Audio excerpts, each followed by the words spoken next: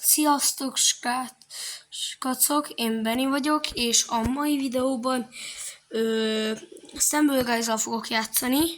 Gyors, még kinyitok 2 darab missziót, és 3 darabot, és akkor mindjárt elkezdjük.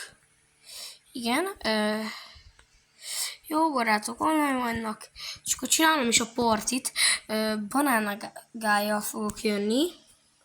Mondjuk 6-an, mondjuk legyünk 3-an, és nehezítésnek legyen mondjuk, mert ugye a sima block dashbe jobban lehet clutcholni, de az endless block dashbe pedig nem.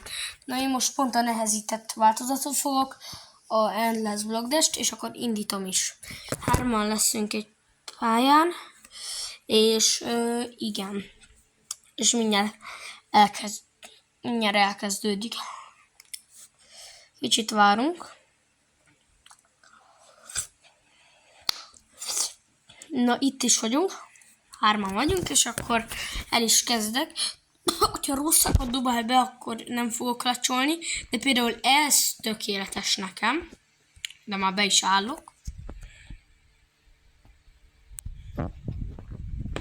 1. Jön a második.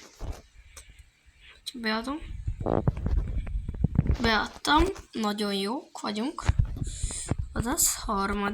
Most nagyon jókat dobál be. Ó, basszus.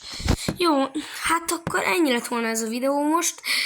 Csak azt akartam megnézni, hogy egy videóban mennyit tudok megcsinálni, és kb. Ennyit akartam mondani, és sziasztok!